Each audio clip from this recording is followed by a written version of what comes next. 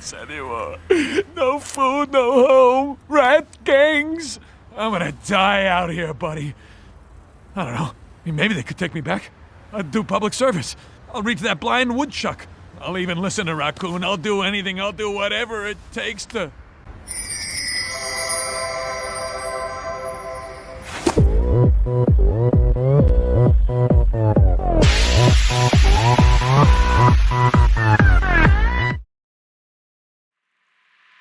Hello everyone, JesterGio here and welcome back to the channel. Guys, to say that closing night would be well worth the wait would be an understatement. Out of all the main stories that were told in Identity 5, I think closing night is by far the best one we've gotten so far. The music in this story was amazing, the actual story helped tie in so many loose ends from the letters of the Hullabaloo cast, and the character moments were some of the best in this story. One of the main complaints I had with Ashes of Memory was the fact that it felt like none of the characters really mattered in the story aside from Orpheus himself. This problem was fixed with closing night and I was at awe watching the characters. The record musics were also amazing, the voice acting really sold the whole thing. It is genuinely the best story update we have ever gotten. With this story update comes a new hunter who was teased a while back. Eagle-eyed players noticed Acrobat's shadow looked a bit different on his 4th birthday portrait. Fast forward to now where we finally get to see that teased identity come into fruition in the form of Hullabaloo. Gushing aside, Hullabaloo's release has been a very fun one for those who play Hullabaloo, but not so much for those going against Hullabaloo. I've talked about it in my first look video about Hullabaloo, but the cliff notes is that Hullabaloo is a broken hunter. I didn't really give an opinion because it was hard for me to give my opinion on Hullabaloo without getting hands-on with trying him out. Fast forward to now and it is time for me to give my final verdict. Before getting into that proper, though, let's go over the various changes made to Hullabaloo.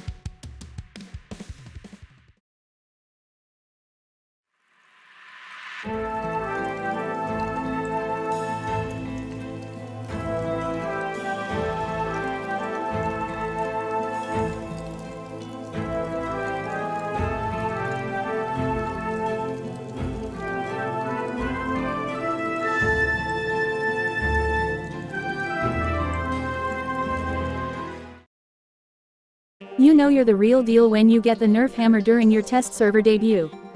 Since my initial video on Hullabaloo, he has gotten a lot of nerfs with a few buffs to compensate.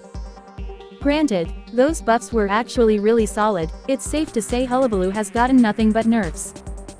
With that said, it'll take way less time and be a lot faster to cover the buffs first, so let's start there. First, they reduced the cooldown of Encore from 20 seconds to 18 seconds. This was made to help counter the corner tech, as you will be able to rotate your stages a little bit faster. It's also just an overall buff to his chase, so it's always welcomed. Next, they made it so the clone's stage orientation is different compared to the stage orientation you have. Once again, another way to counter the corner tech while also being an overall buff to his chase. You don't need to worry about fiddling with your Encore as much anymore, meaning you can save it for when you really need it. Finally, they made it so you can cancel the clone during various other actions. When people translated it, it read that Hullabaloo could cancel clones now even though he already could, which was funny. However, what they meant is you can now cancel your clones while you are in the middle of an action, such as pallet breaking or vaulting. You still can't cancel the clone when you are picking up or chairing a survivor and you cannot move the clone cancel button, so keep that in mind. That's pretty much all the buffs made to Hullabaloo, it's really just quality of life stuff that's always welcomed. Now, moving on to the nerfs, his surprise mark duration has been decreased from 60 seconds to 40 seconds. This is honestly a really good change for survivors, as it means survivors who need to go in for rescues don't need to worry about being in easy health state when Hullabaloo finds you again.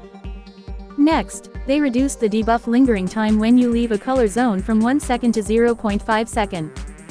This is another really good change, as one of the more annoying parts about Hullabaloo is the debuff linger. While it may not be too bad for the white zone, the red and black zones are especially annoying to deal with on top of the lingering. Because of that, this is a good way to nerf the debuffs without outright nerfing them. They also added a few minor nerfs. They increased the clone cooldown from 11 seconds to 12 seconds, the stages of clones having a 0.3 second delay to appear, and his pallet breaking time being increased by 0.2 seconds. These nerfs barely impact Hullabaloo in any meaningful way, but they're worth mentioning nonetheless. Additionally, they reduce the vertical speed of trapeze, making it so Hullabaloo climbs obstacles slower. This isn't really that significant for low terrain, but can be significant if you travel across high terrain such as the tent or the fun house. They also made it so you can no longer clip through walls anymore with Hullabaloo, though that's a bit inconsistent still. They also reduced the range you can place clones at from 42 meters to 32 meters. This really doesn't provide much other than make any potential he had of map pressure worthless. They reduced his movement speed from 5.32 to 5.26 meters per second. This helps survivors heavily in those close encounter situations for ducking in and out of his zones, but doesn't really do much. Next, they nerfed his missed attack recovery from 0.61 seconds to 0.81 seconds.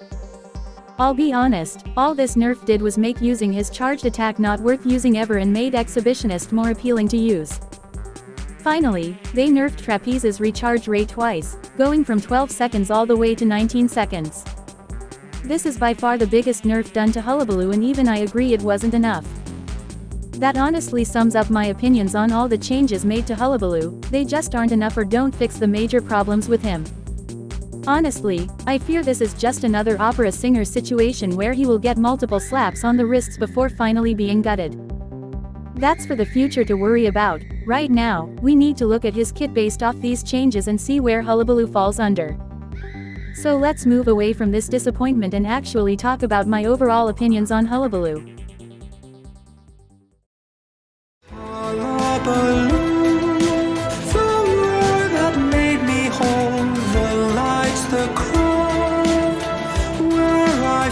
My soul, each jump and each laugh, a story to tell, but behind it all, I'm lost in this shell.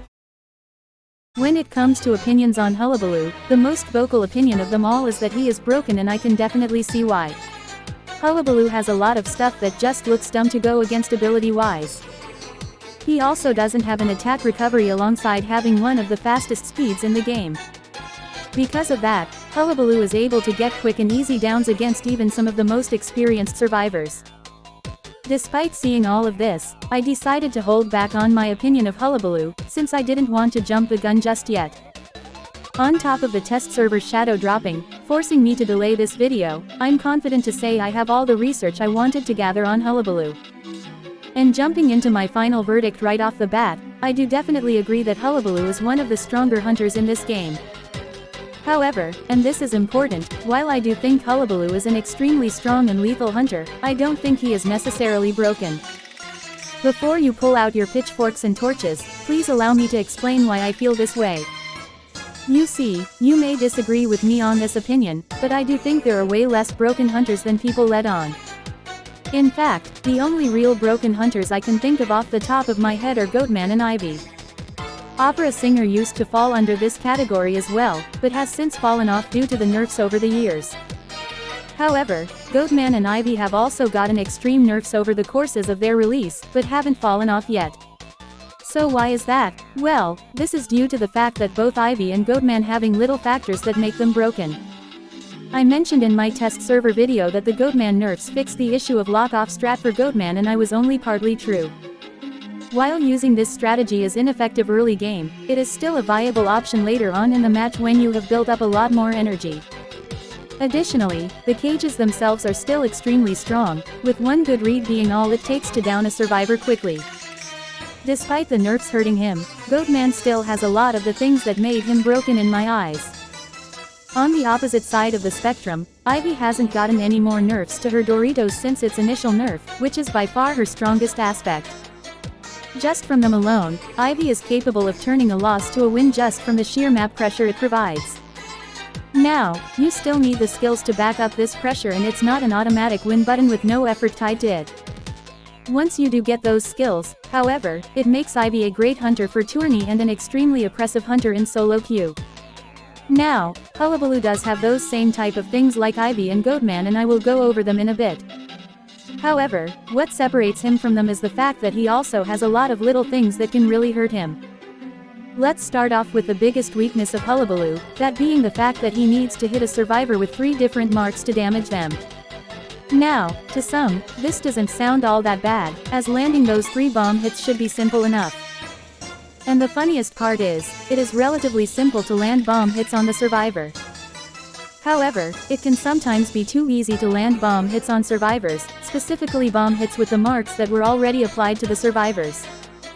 Unlike most hunters, Hullabaloo can't damage a survivor without those 3 bomb hits, which could backfire in various situations. It means he won't be able to benefit from easy terror shot situations, whether it be in chase or rescue situations unless he has 2 other marks.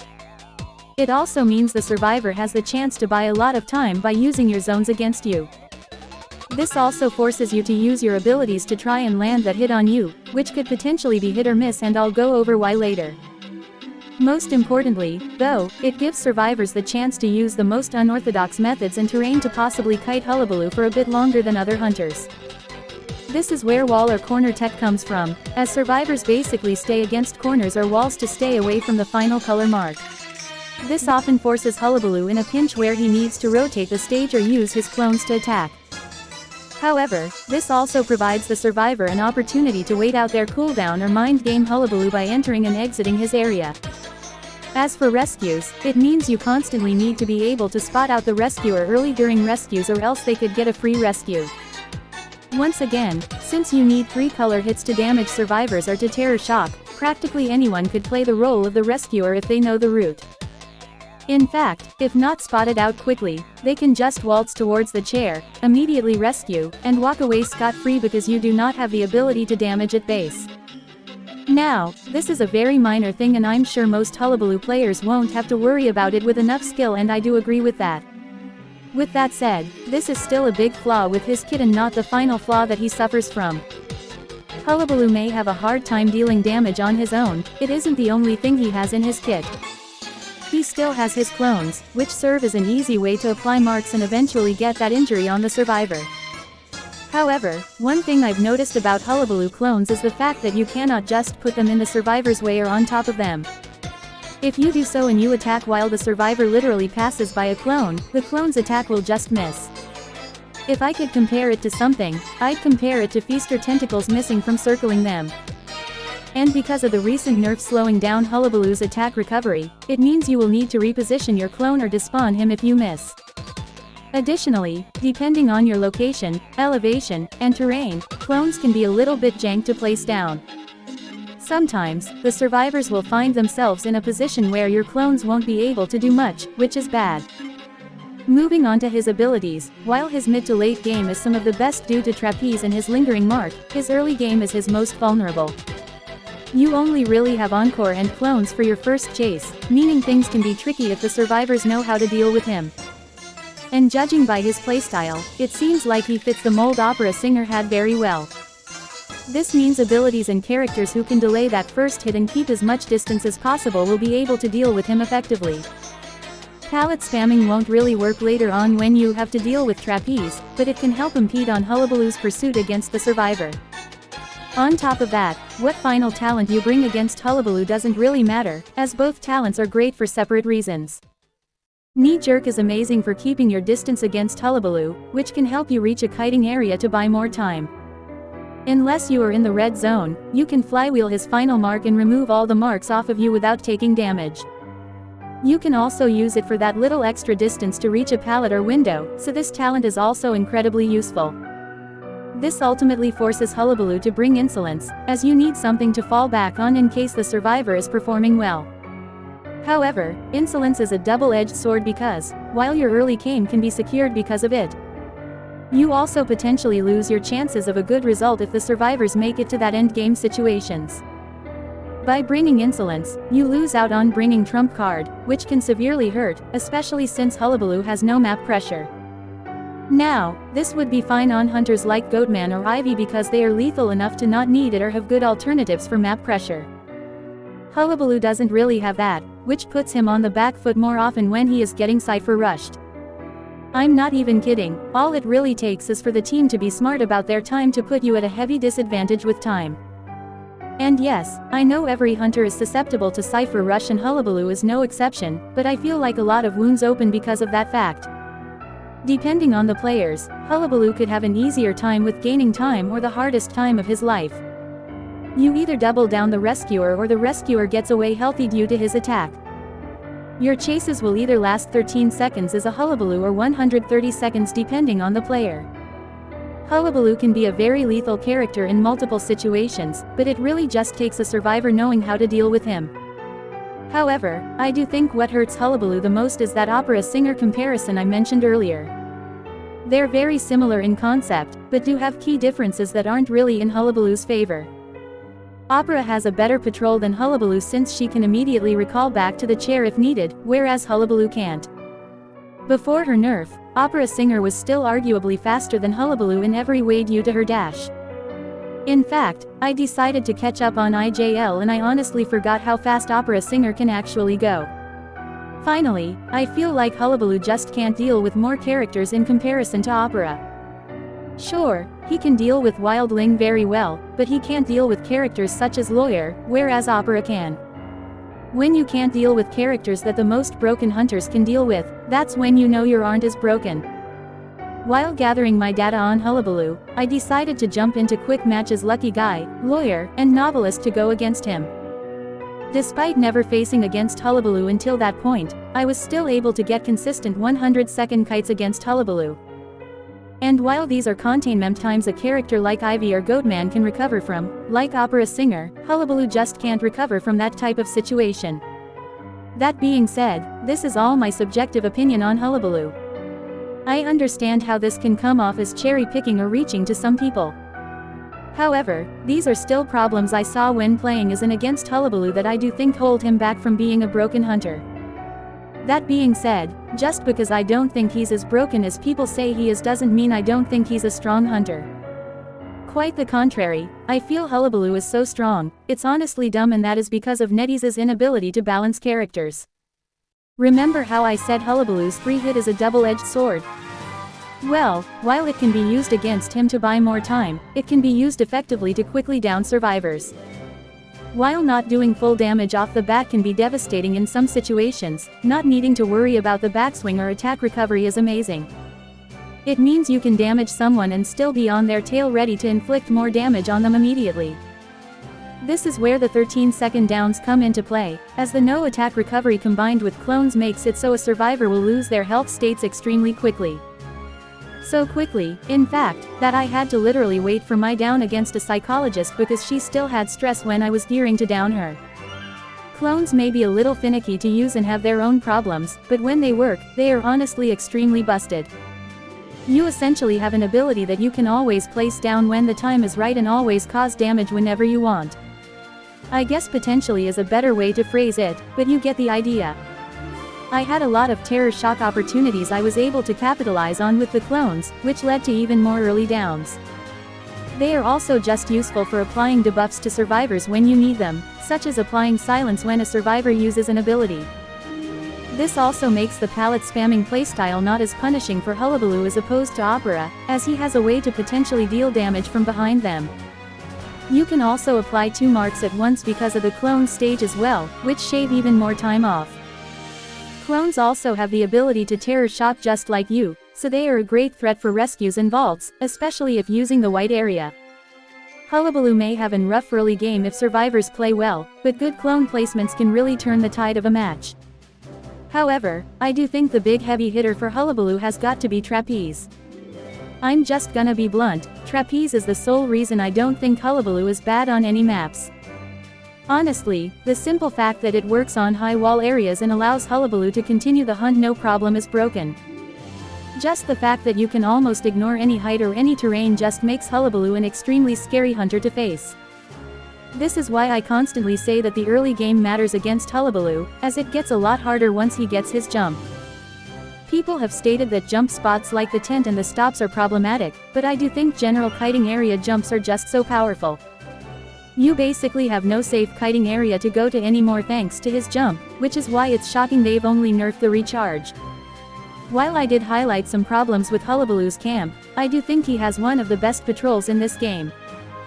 Since he has no attack recovery, being found out early going in for rescue is essentially a death sentence against Hullabaloo. There is just no way to make it to the chair without either taking damage or going down in the process.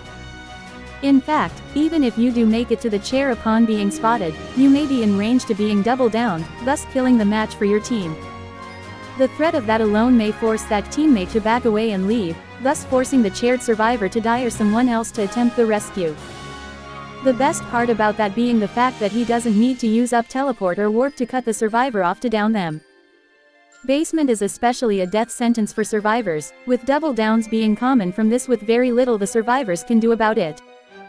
Now, I forgot to mention this in my bad sections, but I don't think Hullabaloo works very well against body blocking. Just the fact that you need to deal 6 bomb hits to someone else before you can deal the 3 you need to your target can be very devastating.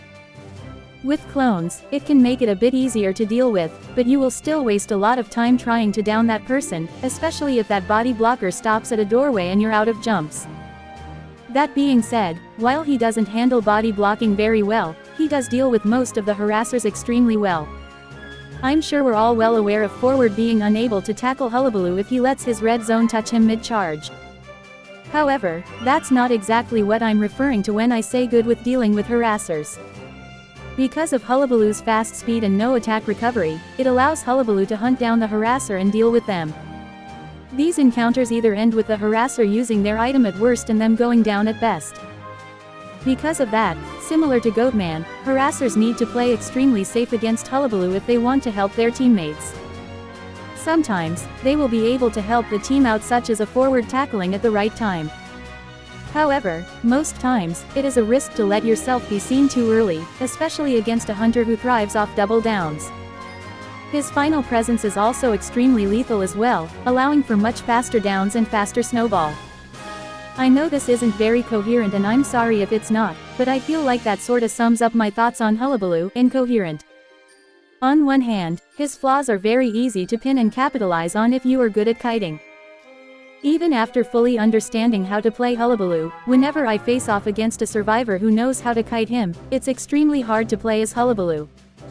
However, Hullabaloo also has a lot that makes him feel very busted and unfun from the survivor's perspective, and it's easy to understand why.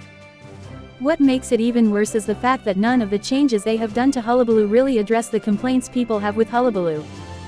To be 100% honest, I do think Hullabaloo is a top 3 hunter in Identity 5 and one of the best in this game as of now.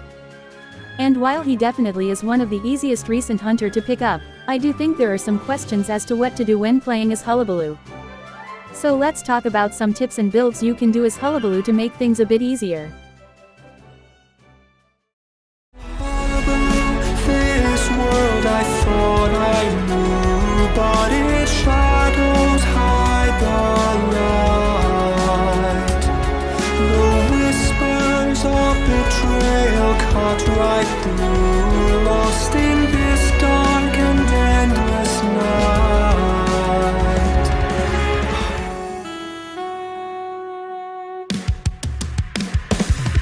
The echoes will haunt the stage so dim and gray, where the dreams have fled, and shadows will hide the terrible truth. Far away I stand among the dead.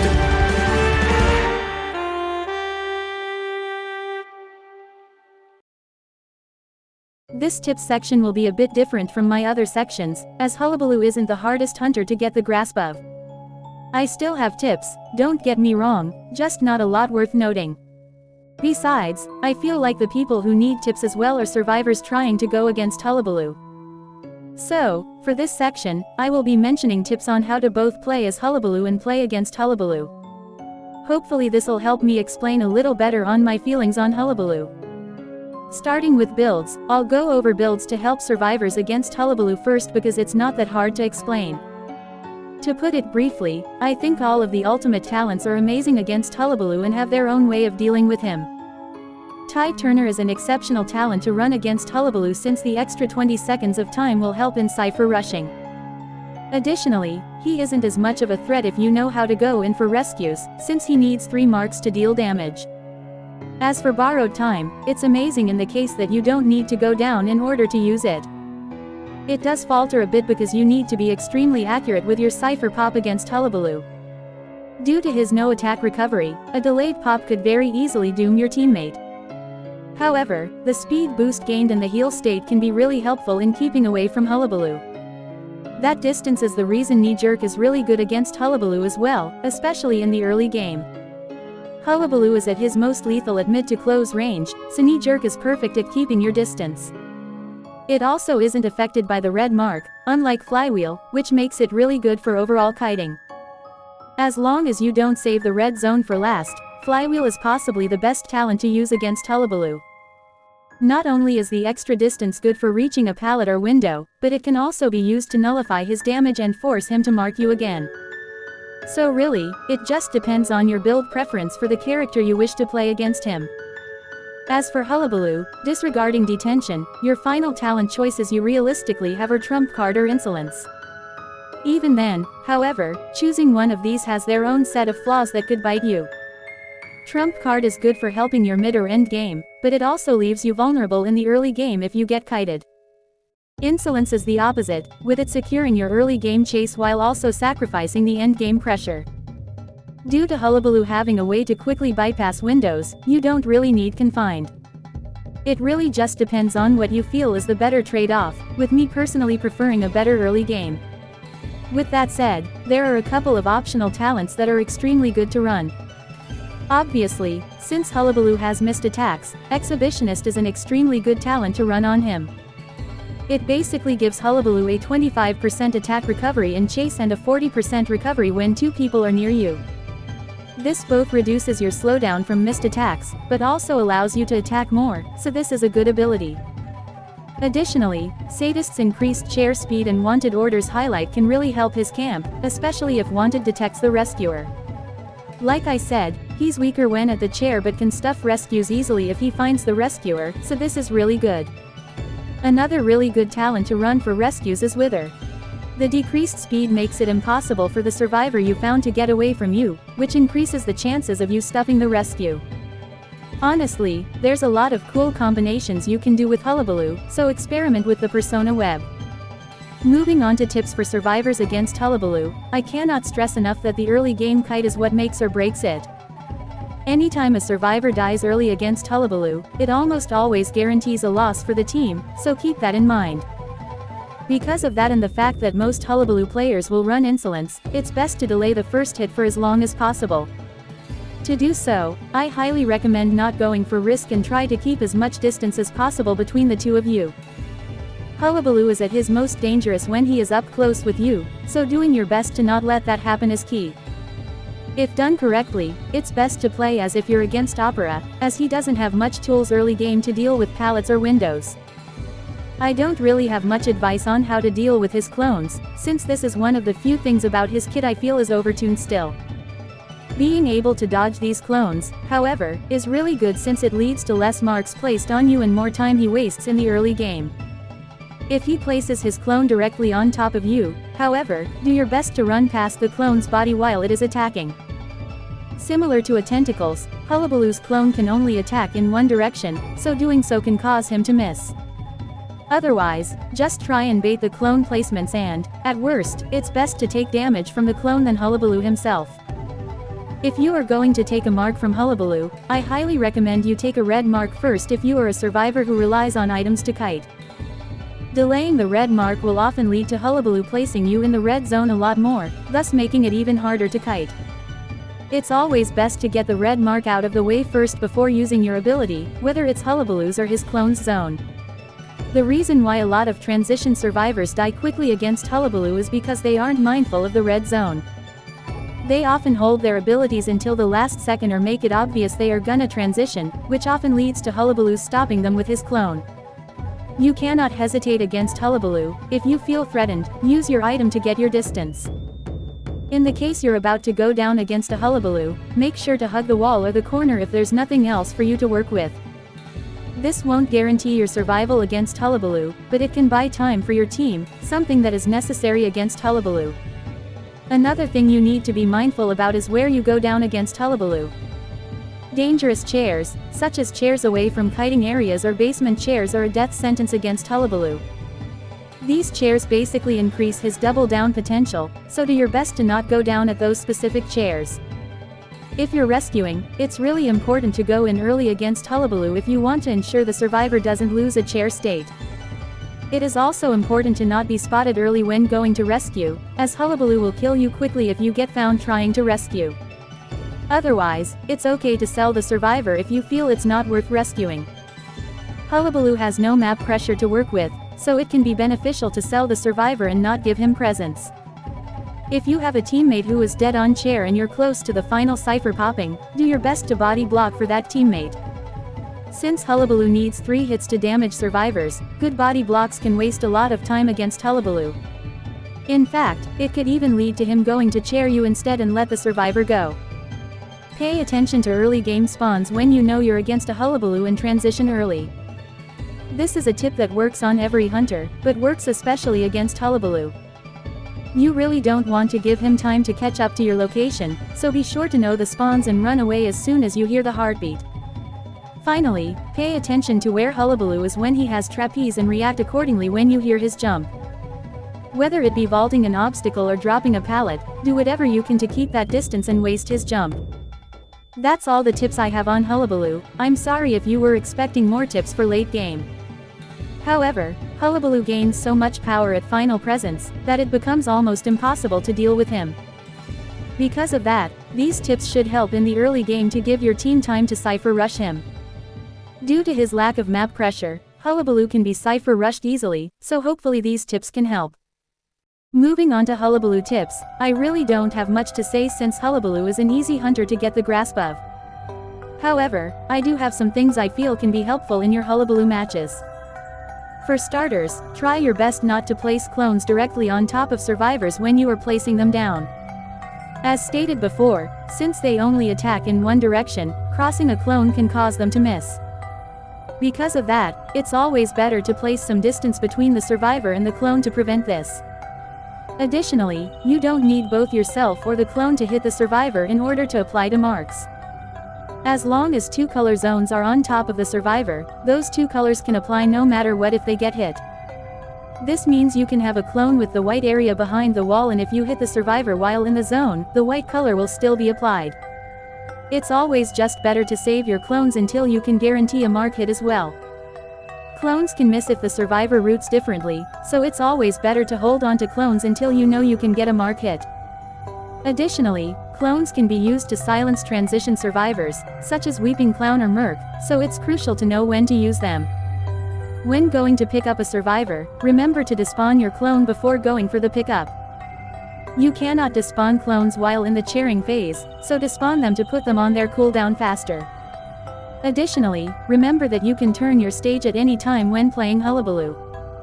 This can be incredibly useful if you have an opening for a tackle character to harass to, as you can just rotate your silence zone to stop them. Also key tip, but his balloon attack is actually extremely underrated. Hullabaloo doesn't lose out on much speed while carrying a survivor on balloons, and he's still very fast. This makes it so he can quickly take a health state from a survivor who isn't cautious, which can especially be helpful against harassers. Speaking of harassers, don't be afraid to target them down if you feel they will be annoying to deal with. Since they're forced to come into close range to prepare their support, they will be in your danger zone and makes them easy targets to chase.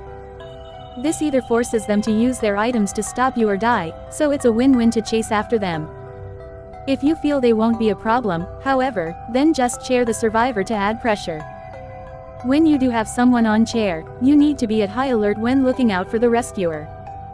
Finding out the rescuer early could mean an easy stuff for Hullabaloo, whereas finding them too late could mean an easy rescue for the survivors. It's also very important to go for any dangerous chairs or basement chairs, to give yourself more vision and the survivors less escape.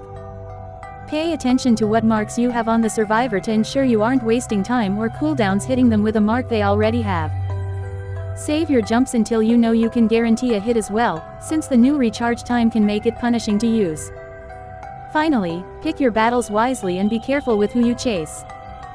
While certain matchups will be easy for Hullabaloo to deal with, such as Wildling and Perfumer, there are still a lot of matchups that will be hard on Hullabaloo.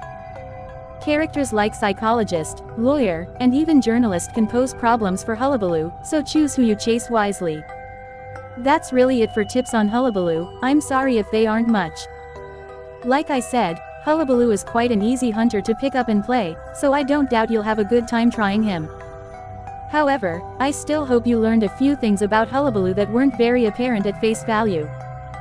Hullabaloo can be a really fun hunter to play once you master him. I know that by experience from playing him. He may have some flaws that make him not as good as the other top tiers of this game, but he's still a damn good hunter at the end of the day. That about wraps up my thoughts on Hullabaloo, a hunter whose strength is not an open and shut case. Whether he is broken or not doesn't really matter in the end, only whether he is strong or not. When looking at that, it's very clear that Hullabaloo is a top 3 hunter who is able to completely decimate a team within seconds. However, he still has some drawbacks that makes ties possible, which is always important. At the end of the day, it's your conclusion to come to as to whether he is broken or not in your eyes. I'm just giving my opinion out there to open a discussion on his balance. They really do need to nerf some of his major issues, however, that I will agree on. Other than that, I think I'm gonna leave things here. I'll be back again with one more surprise video before the New Year's. If I'm up for it, I'll try and crunch out the Postman video before the year ends, but no promises. Until then, thank you so much for watching and I will see all of you next time.